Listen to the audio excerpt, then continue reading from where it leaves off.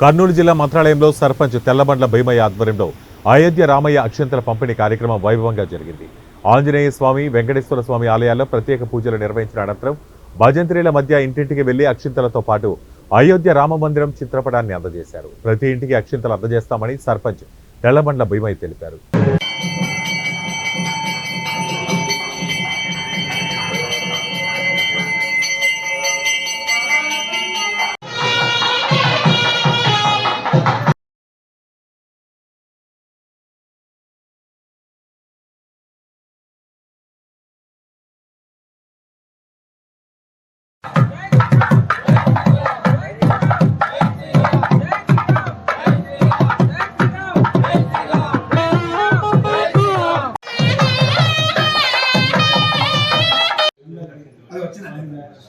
చాలా సంతోషం. మేము వస్తున్నాం దాంట్లో